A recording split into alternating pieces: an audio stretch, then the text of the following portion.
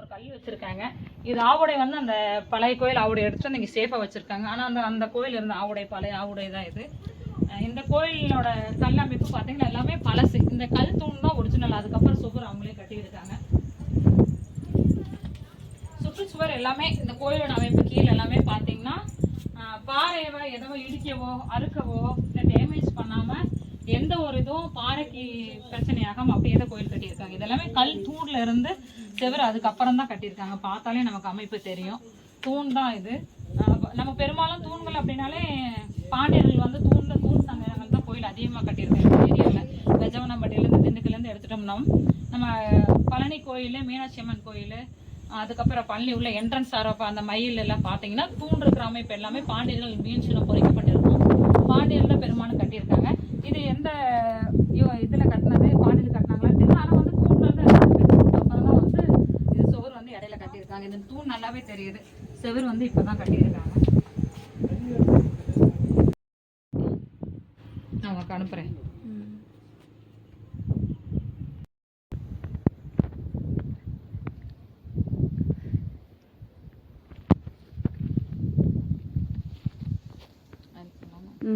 சிவாய் நம்ம திருச்சிற்றம்பலம். நம்ம ஒட்டஞ்சத்திர வட்டம் அரசபப்ளிப்பட்டி கிராமத்தில் இருக்கும், திண்டுக்கல் மாவட்டம். இங்கே பார்த்தீங்கன்னா பழனி போகிறதுக்கு முன்னதாவே குழந்தை விளப்பர் சுவாமி வந்து வழிபட்டு போவாங்க கீழே. நம்ம இருக்கிறது இப்போ வந்து மலைக்கோயிலில் இருக்கோம். இந்த மலைக்கோயிலில் என்ன இதுன்னு பார்த்தீங்கன்னா பழனி கோயில் எப்படி பழமையானதோ அதே காலகட்டத்தில் தான் இந்த குழந்தை விளப்பர் கோயிலும் உருவானது. ரொம்ப பழமையானது. முன்னாடியெல்லாம் இங்கே வந்து காடு ரொம்ப இருக்கவும் எல்லாம் சுவாமிகள் வந்து கும்பிட்றதுக்கு ரொம்ப ரேராக கம்மியாக தானே ஆட்கள் தான் வந்தாங்க. இப்போ வந்து கொஞ்சம் படி வேலைகளை செஞ்சு எல்லாம் வர்றது கொஞ்சம் பார்த்தீங்கன்னா கார்த்திகை பூஜைக்கு எல்லாருமே வர ஆரம்பிச்சிட்ருக்காங்க.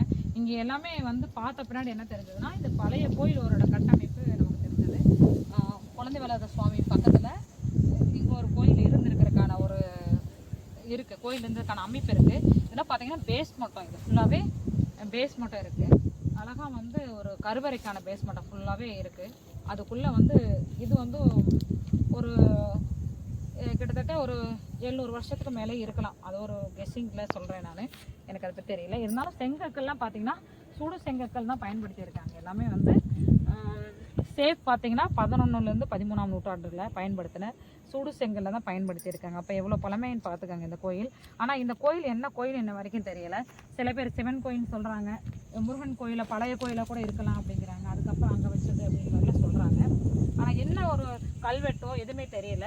தூண்கள் இருக்குது, செங்கல் பார்த்துக்கங்க. இதெல்லாம் வந்து சவுண்டு பார்த்தீங்களா, சுடு செங்கல் எல்லாமே பழைய செங்கல், சுடு செங்கல் எல்லாமே. இந்த சேஃபை வச்சு கிட்டத்தட்ட ஒரு 11ஆம் நூற்றாண்டு 13ஆம் நூற்றாண்டுக்குள்ளே இருக்கலாம் அப்படின்னு நம்ம நினைக்கிறோம். இது என்ன அப்படின்னா இது எல்லாமே அந்த செங்கல்ல தான் கட்டியிருக்காங்க. இது வந்து பேஸ் மட்டும் அழிஞ்சிருச்சு கோயில். கோயில் அழிஞ்சதுக்கான எந்த ஒரு மிஞ்சியானது இருக்கிறதும் இல்லை. இந்த செங்கல் மட்டும் தான் மிஞ்சி இருக்குது. வேணால் சின்ன சின்ன தூண்களும் அந்த கட்டடக்கடை தாங்கி இருந்த தூண்கள் எல்லாமே அந்த சைடில் முன்னாடி இருக்குது. ஒரு மேலே எடுத்து போட்டிருக்காங்க, கொஞ்சம் ஜேசிபியில் எடுத்து. அந்த தூண்கள் எல்லாமே அங்கே இருக்குது. முன்னாடி கொஞ்சம் தூண்கள் எல்லாமே இருக்குது. இது வந்து கோயில் வழிபாட்டில் இருந்திருக்கலாம், நம் முன்னோர்கள் வழிபட்டு இருக்கலாம், நமக்கு தெரியாமல் அழிஞ்சு போயிருக்கலாம். இப்போ வந்து திரும்பவும் கோயிலை வந்து கட்டிட்ட கீழே வந்து பாதையெல்லாம் போட்டுட்டாங்க, ஸ்டெப்ஸ் எல்லாம் பண்ணிகிட்டு இருக்காங்க. இப்போ திரும்ப கட்டட ஆரம்பித்தாங்க அப்படின்னு சொன்னால் இதுவும் நாளைக்கு பழசு அப்படிங்க மறக்கக்கூடாது. இங்கே என்னவா இருந்தது, என்ன கோயிலுமே நமக்கு ஒன்றும் தெரியல. இருந்தாலும் ஏதோ ஒரு கோயில் மேலே நம்ம முன்னோர்கள் வழிபட்டு தான் வந்திருக்காங்க. அவ்வளோ ராஜாக்கள் காலத்திலே பிற்கால பாண்டியர் காலத்தில் கட்டியிருக்கலாம் அப்படின்னு நான் நினைக்கிறேன். இதெல்லாம் பார்த்தீங்கன்னா தூண்கள் எல்லாமே தூணாக தான் இருந்திருக்கு. தாமரைப்பூ வழிபடத்தில் எல்லாமே ஸ்டெப்ஸு, நம்ம ஸ்டெப் பை ஸ்டெப்பாக போகிறதுக்கு இல்லை இது கருவறையாக தான் இருந்திருக்கு. கோயில் அமைப்பு அது வரைக்கும் இருந்திருக்கு. மண் செடி கொடி எல்லாமே வந்து அழிஞ்சு போயிருக்கு. இப்போ வரைக்கும் வழிபாடு இல்லாமல் என்ன கோயில்னே தெரியாமல் போயிருக்கு. வழிபாடு இல்லாமல் முருகன் கோயில் மட்டும் முருகன் கோயில்னு தெரியுது. இந்த என்ன கோயில்னு தெரியல இப்போ வரைக்கும். சிவன் கோயில்னு சொல்கிறாங்க. ஆவுடை மீது இருக்கிறதுனால இதெல்லாம் அந்த கோயிலோட தூண் தான் எல்லாமே. நம்ம நிற்கிற கோயிலோட தூண்கள், மீது இருக்கிற தூண்கள் அந்த சைடில் கொஞ்சம் இருக்குது, மேலே கொஞ்சம் போட்டிருக்காங்க. எல்லாமே இந்த கோயிலோட தூண்கள் தான் எல்லாமே. வழிபாடு இருக்கிற பெண் தெய்வமா சிவன் கோயிலா அப்படிங்கிறது என்ன ஒரு இல்லை. ஒரு ஆவுடை மட்டும் பழைய ஆவுடை கிடச்சிருக்கு, அது முன்னாடி எடுத்து போட்டிருக்காங்க. சிவாய் நம்ம திருச்சிற்றம்பலம். குழந்தை வேலை சுவாமி மேலே பார்த்தீங்கன்னா தூண்களாக தான் இருந்திருக்கு. அதுக்கப்புறம் தான் வந்து செவர் வச்சு எழுப்பியிருக்காங்க. மேலே கோபுர கலசம் ஒரே ஒரு கலசம் தான் இருக்குது. மயில் மாறியோ இல்லை எம்பெருமான் திருவுருவம் பொறிச்சதோ இல்லை நந்தி பெருமாள் இருக்கிற மாதிரி எதுவுமே கிடையாது. பார்த்தீங்கன்னா பூதகணங்கள் தான் நாலு பக்கமும் பூதகணங்கள் இருக்கிற மாதிரி தான் இருக்குது. இதில் எல்லாமே நமக்கு கல்வெட்டு எதுவும் இல்லாதனால எந்த காலத்துக்கானது எதுவுமே நம்ம ப்ரூஃப் சொல்ல முடியல. இருந்தாலும் நம்ம ஒரு ஞாபக சின்னங்கள், இது வந்து நம்ம முன்னோர்கள் ஒரு வழிபாடுக்கிறதுக்காகவும் ஒரு கருவறை வரைக்கும் ஒரு பேஸ் மட்டமாவது நமக்கு தெரியும். மிஞ்சி இருக்கிறது இந்த பேஸ் மட்டமும் இந்த கல் தூண்களும் இந்த செங்கல் தான். இதுதான் நம்மளோட முன்னோர்கள் வந்து இப்படி மாதிரி கோயில் வழிபாடு இருக்காங்கன்னு ஒரு ஞாபகம் நமக்கு இருக்குது. பின்னாடி வரதில் இந்த ஞாபகம் இல்லாமல் போகலாம், வாய்ப்புகள் இருக்குது. கோயில் கட்டுறப்ப புனரமைக்கிறப்பையோ புது கோயில் கட்டுறப்ப இது கொஞ்சம் நம்ம ஞாபகமாக வச்சுக்கோங்களாக்க இந்த வீடியோ நாங்கள் பதிவு பண்ணுறோம். குழந்தை வேலாயுத சாமி வந்து பழனிக்கு எப்படி நிகரான கோயில் சொல்கிறோம் அப்படின்னா இந்த செங்கல் அமைப்பெல்லாம் வச்சு தான், வேறு கல்வெட்டில் எதுவும் கிடையாது. பாண்டியர் காலத்தில் கீழே தூண்கள் பார்த்தீங்கன்னா பழனி கோயிலில் பெரிய மயில் வச்சுருப்போம் உள்ள என்ட்ரன்ஸில். அப்போ பார்த்தீங்கன்னா பாண்டியன் மீன்ஸ் இன்னும் மேலே பொறிச்சிருப்போம். பாண்டியர்கள் வந்து தூண்கள் அமைப்பு எல்லாமே பெரும்பாலும் பாண்டியர்கள் தான் கட்டியிருப்பாங்க. கீழே மீனாட்சி அம்மன் கோயில் பாண்டியர்கள் கட்டினது, இது எல்லாமே அவங்களுக்கான வடிவமைப்பு, கட்டியிருக்கிற கட்டடக்கலை எல்லாமே தூண்கள் சார்ந்து இருக்கும். அதுக்கப்புறம் செவருலாம் அவங்க ரூம் மாதிரி வேணும், கருவறை வந்து செவர்கள் அதுக்கப்புறம் கட்டடப்பட்டிருக்கு. எப்போ கட்டினாங்க அதுக்கான ப்ரூஃப் எதுவுமே கிடையாது. உள்ளே இருக்கிற கருவறை வரை சாமி வந்து குழந்தை வேலை சாமி 3 சாமி மாற்றிருக்கிறதா சொல்கிறாங்க. எல்லாருமே செவி வழி தான் கேட்குறோம், இதுக்கான ப்ரூஃப் எதுவுமே கிடையாது. சாமி ஃபஸ்ட்டு நவபாசன சிலை இங்கே இருந்ததாகவும் அது வந்து நாளடைவில் சிதலடைஞ்சதாகவும் திரும்பவும் வந்து 1972 மாற்றிருக்காங்க, 1986 மாற்றிருக்காங்க, 92 வந்து லலிதா மணிவாசங்கர் வந்து திரும்ப இந்த சிலை வச்சுருக்கா சொல்கிறாங்க. ஆனால் இங்கே வந்து மலையே ஒரு வைப்புங்க. நீங்கள் வந்து பழனி மலைக்கு போய் முருகன் கிட்ட எப்படி நீங்கள் ஒரு பிரார்த்தனை வச்சா சக்ஸஸ் ஆகுது, அதில் ஒரு ஈர்ப்பு எப்படி இருக்குதுன்னு சொல்கிறீங்களோ அதே 1% கூட கம்மியாகாமல் பெரும்பாலும் இங்கே அது கிடைக்கும். பாத யாத்திரை வரவங்களே சுவாமி கோயில் இங்கே இருக்கிறது, குழந்தை வேலை சுவாமி மேலே இருக்காரு அப்படிங்கிறது தெரியாது. கீழே இருக்கிறதா குழந்தை வேலை சாமின்னு சொல்லி கீழே வழிபாடு முடிச்சுட்டு சுவாமியை கும்பிட்டுட்டு போயிடுவாங்க. இங்கே வந்து பிரதான டெய்லியும் பூஜை கிடையாது. கார்த்திகையில் ஒரு நாள் மட்டும் ஒரு 10 மணி போல் பூஜை ஆரம்பித்தா 12 மணி வரைக்கும் 2 மணி வரைக்கும் பூஜை. கரெக்டாக பார்த்தீங்கன்னா அந்த 2 மணி நேரம் பூஜைக்கு அங்கே வழிபாட்டில் வர்ற மக்கள் வந்து வந்துட்டு தான் இருக்காங்க. பார்த்தீங்கன்னா நீங்களே பார்க்கலாம், வந்து கார்த்திகை வழிபாடுக்கு வந்து சாமி அபிஷேகம் பண்ணிவிட்டு சுவாமி பார்த்து வழிபாடு பண்ணிட்டு போயிட்டு தான் இருக்காங்க. என்ன ஸ்பெஷல் அப்படின்னா இந்த மலையேறி வந்து குழந்தை வேலாயுத சுவாமிகிட்ட குழந்தை வரம் கேட்டவங்க யாருமே இல்லாமல் போனதில்லைன்னு ஒரு சரித்திர வரலாறு இருக்குன்னு சொல்கிறாங்க. பெரும்பாலும் இங்கே கிராமப்புற சைடு இருக்கிறவங்களுக்கே குழந்தை வேலாயுத சுவாமி பற்றி தெரியாது, பார்த்துருக்க மாட்டாங்க, ரேர். ஏன்னா எப்பவும் அடைச்சிருக்கு, காத்தில் மட்டும் ஓப்பனிங்னா வந்து பார்க்குற வாய்ப்பும் கிடைக்காது. ஏன்னா எம்பெருமான் நினச்சா மட்டும்தான் அவரை பார்க்க முடியும். 10 வருஷம் ஆயிருக்கலாம், இங்கேயே பிறந்திருக்கலாம், வளர்ந்துருக்கலாம், மேலே சுவாமி எப்படி இருக்குன்னு கூட யாருக்குமே தெரியாது. வந்து பார்த்த பின்னாடி தான் அந்த வைப்ரேஷனை உணர்வாங்க. அவ்வளோ நல்லா இருக்குங்க. அவர் வந்து நம்மளோட பேசுவார். அவரை பார்த்துட்டு வந்தாலே ஒரு அடுத்து எப்போ பார்ப்போம், நம்ம குழந்தைகளை எப்படி பார்க்காம நம்ம தாய் வந்து தவிப்போமோ உணர்வோமோ அந்த ஒரு உணர்வு இருக்கும். முருகனை எப்படா பார்க்கலாம், எப்படா காத்தில் வரும்னு காத்திருப்போம். அவ்வளோ ஒரு இங்கே வந்துட்டு போனீங்கனாலே நெக்ஸ்ட் பாசிட்டிவ் தெரியும், உணர்வாங்க எல்லாருமே. எல்லாம் வந்து சொல்கிறது என்னென்னா இந்த காத்தில் வந்துட்டு வழிபாடு பட்டுட்டு போனோன்னே அடுத்த காத்திலுக்குள்ளேயே அவங்களுக்கான என்ன நினச்சாங்களோ அதுக்கான பாசிட்டிவாக நடக்கிறப்ப எல்லாருமே எங்கெங்கேயோ நான் போனப்பா இந்த குழந்தைப்பு கோயில் வர்றாங்க, நிறைய இருந்து வர்றாங்க. கடலூர் சொல்கிறாங்க, வேளாங்கண்ணி சொல்கிறாங்க, திருப்பூர் சொல்கிறாங்க. போனாடி உடுமலைப்பேட்டிலேருந்து வந்திருந்தாங்க. நம்ம லோக்கல் கிராமப்புற சைட்லேருந்து இல்லை, லாங்லேருந்து வரோம். அப்போ லாங்லேருந்து வரவங்களுக்குலாம் இதோட செவி வழியாக கேட்டு சுவாமியோட ஒரு அருள் புரிஞ்சு என்ன ஒரு மிராக்கல் பண்ணாரோ அதை உணர்ந்து வந்து பார்த்துட்டு அவரோடது அவ்வளோ எக்ஸ்பிளைன் பண்ணுறாங்க. சுவாமி அவ்வளோ நல்லா இருக்கார், வந்து பார்த்த பின்னாடி அவ்வளோ பாசிட்டிவாக இருக்குது எல்லாமே அப்படின்னு சொல்கிறாங்க. நாங்களும் உணர்ந்தோம். எம்பெருமான் பரிபூர்ணமாக இருக்கார். பழனிக்கு ஈக்குவல் கம்மின்னு எதுவும் கிடையாது. முருகன்னாலே அழகு, அந்த கோயிலும் பெருசு, இந்த கோயில் பெருசு, எல்லா கோயிலும் சிறப்பு தான் முருகன் இருக்கிற இடமே. இந்த கோயில் இருக்கிறது யாருக்கு தெரியலைங்கிறனால இந்த வீடியோ பதிவு பண்ணுறோம்.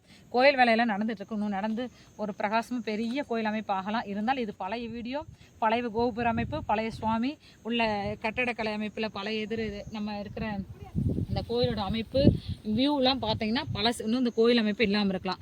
ஒரு 2 வருஷம் 3 வருஷம் இந்த கோயிலோட இது ஸ்டேஜை மாறலாம். பழனி கோயில் மாதிரி பெருசாக விரிவுபடுத்தி கட்டலாம். வேறு விதமாக பண்ணுறப்ப இந்த பழைய ஒரு கோயிலோட அமைப்பை வந்து உங்களுக்கு ஒரு வீடியோவாக நாங்கள் போட்டிருக்கோம். தயவு செஞ்சு எல்லோரும் வாங்க.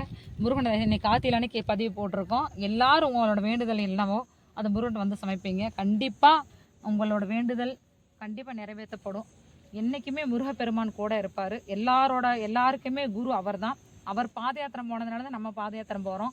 அவர் சஷ்டி விரதம் இருந்ததுனால தான் நம்ம சஷ்டி விரதம் கடைப்பிடிக்கிறோம். அப்போ நமக்கு வந்து எது வேணும் வேணாம் நம்ம கைப்பிடிச்சு கூப்பிட்டு போகிறவங்க தான் குருன்னு சொல்லுவாங்க. அப்போ நம்ம வந்து வாழ்கிறது கலியுகத்தில் எல்லாருமே வந்து முருகன் தான் அழைச்சிட்டு போவார். அவர் தான் குரு, அவர் தான் கூப்பிட்டு போவார்.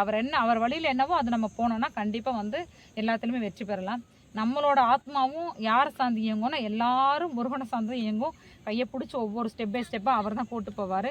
இங்கேளுக்கும் உங்கள் பிராப்தம் கண்டிப்பாக இருக்கணும். எல்லாரும் வந்து கார்த்திகைக்கு குழந்தை வேலாயுத சுவாமியை பார்க்கணும். ஒரு 1.5 வயசு குழந்தையா இருப்பார். இங்கேயும் ஆண்டி குளத்தில் தான் இருப்பார். கௌபீகை கொண்டு வந்து இப்போ ஒரு 2-3 மாதமாக நாங்கள் தான் வந்து கௌபீகை கட்டுங்க, அது பழனி மாதிரி வழக்கத்தை கொண்டு வாங்கன்னு சொல்லி கௌபீகை கட்டி விளம்பரம் கொண்டு வந்துட்ருக்கோம். நீங்களும் வாங்க, கௌபீக துணியோடு வாங்க. சுவாமிக்கு செலுத்துங்க. உங்களை வேண்டுதல் என்னமோ அதை வேண்டிக்கங்க, எல்லாம் நல்லதாகவே நடக்கும். இதோட சிறப்பு இதுதானா இவ்வளோதானா நினச்சிடாதீங்க. நீங்கள் கண்டிப்பாக மலை ஏறி வாங்க, வெறும் கையோடு நீங்கள் போக மாட்டீங்க. உங்களோட எண்ணங்கள் சார்ந்து உங்களோட என்ன விஷயத்தை நினச்சிட்டு வர்றீங்களோ 100% அடுத்த காத்திலுக்குள்ளே அந்த இம்ப்ரூவ்மெண்ட் தெரியும். தொழில் சார்ந்தோ, மன கஷ்டத்துலையோ, குடும்ப கஷ்டத்துலையோ, இல்லை குழந்தை பிரச்சனை எதுவாக இருந்தாலும் அடுத்து இந்த பாதையாவது உங்களுக்கு தெரியும். நான் இப்படி போனால் நடக்கும்னு சொல்லி ஒரு பாதையாவது நம்மளை கட்டமைச்சு கொடுப்பாரு, வழிநடத்தி கொடுப்பாரு. அவ்வளோ பிரசாதமான குழந்தை வேலைப்பெற சுவாமி கோயிலுக்கு நீங்களும் கண்டிப்பாக வரணும். மேலே வந்துட்டிங்கன்னா அவ்வளோ வைப்பாக இருக்கும். நாங்கள் காத்தில் வந்துட்டுருக்குறோம், நானும் என் ஃப்ரெண்டும் வந்துட்டுருக்கோம். நல்லா இருக்கும் அந்த கோயில். மேலே வந்தீங்கனாலே ஒரு பீஸ்ஃபுல்லாக இருப்பீங்க, அமைதியாகிடுவீங்க. அடுத்து என்ன நடக்குதோ இல்லையோ நமக்காக நம்ம முருகப்பெருமான் இருக்காரு அப்படிங்கிற ஒரு தைரியம் இருக்கும். அதுலேயே நம்ம மேலே வந்துடலாம். மேலே சுவாமி கோயில் ஓப்பன் பண்ணே உள்ளே காமிக்கிறோம். அழகாக இருப்பார் முருகன். 1.5 வயசு குழந்தையா சூப்பராக அழகாக இருப்பார். கீழே கோபுர அமைப்பு பார்த்தீங்கன்னா பழனி கோயிலோட கட்டடக்கலை எப்படியும் அதே மாதிரி தான் இருக்கும். குழந்தை வேலாத சுவாமி அதுவும் பழமையான கோயில். இந்த கோயில் வந்துட்டு தான் எல்லாமே பாத யாத்திரை பழனிக்கு வருவாங்க. இப்போ வரைக்கும் ஐதீகம் என்னென்னா கைலாயத்துலேருந்து இங்கே வந்ததாகவும் இங்கே இருந்துட்டு பழனிக்கு போனதாக தான் செவி வழியாக எல்லா முன்னோர்கள் பெரியவர்கள்லாம் சொல்கிறாங்க. அதனால் இந்த சுவாமி கோயிலுக்கு வந்துட்டு தான் எங்கேருந்து வந்தாலும் இங்கே வந்துட்டு குழந்தை வேலை சுவாமி கீழே பார்த்துட்டு மிட்டாய் ஒன்று கொடுத்துட்டு தான் பழனிக்கு போவாங்க. நீங்களும் வாங்க. சிவாய்.